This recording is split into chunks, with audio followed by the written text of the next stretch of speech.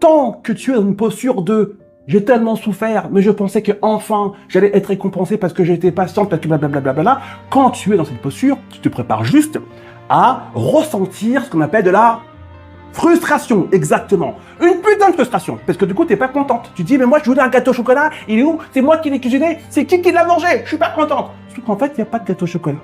Okay, c'est pas parce que t'en as chié en amour pendant 20 ans et que là, tu tombes sur un mec où tu te disais, ça va peut-être le faire et que ça ne se fait pas, qu'il y a une injustice. Non, il n'y a ni injustice, ni justice, ça n'existe pas. Ce que tu vis là, aussi difficile ça peut être, et je l'entends, mon job, c'est de te faire revenir dans le monde réel.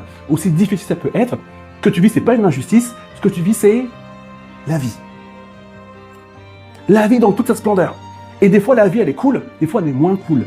Et ça, c'est bien plus utile pour toi d'activer ce raisonnement en te disant « Ok, ça me fait chier, évidemment, j'ai envie de pleurer, je suis malheureuse, blablabla. Mais bah là, c'est un moment compliqué que je vais vivre. Demain, je vivrai un moment plus agréable, dans une semaine, dans un mois, peu importe. Mais je sors tous ces raisonnements du genre « Je suis pas contente parce que normalement, c'était le moment pour moi d'enfin être heureuse en amour. » C'est de la merde. T'as compris? Cette frustration-là, c'est un sentiment qui va te maintenir trop longtemps dans de la souffrance amoureuse, alors que c'est bon, tu vis déjà une rupture amoureuse, ne rajoute pas une couche supplémentaire en rajoutant un discours qui est profondément inutile.